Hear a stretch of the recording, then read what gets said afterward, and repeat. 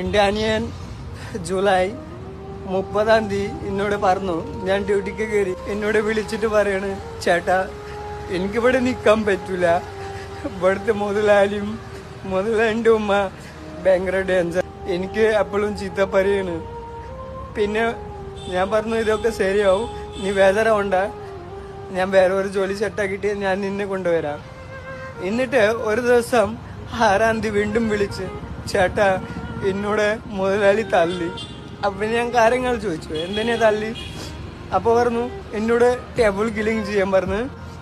അപ്പൊ ഞാൻ പറഞ്ഞു, അത് വിശാക്കണ്ട, നീ ബാഗ് എല്ലാം എടുത്തിട്ട് നീ ഇങ്ങോട്ട് പോരെന്ന് പറഞ്ഞപ്പോ, ഏതെങ്കിലുമൊക്കെ കണ്ണുകളിൽ നിന്ന് കണ്ണുനീര് ഒരു തെറ്റും ചെയ്യാതെ സാഹചര്യത്തിന്റെ സമ്മർദ്ദം കൊണ്ട് കണ്ണുനീര് വരികയോ ചെയ്തിട്ടുണ്ടെങ്കിൽ ആ കണ്ണുനീരൊന്നും ആരെയും വെറുതെ വിടില്ല. അതൊരു സത്യമാണ്, അത് ഈ ലോക സത്യമാണ്. ഇന്ന്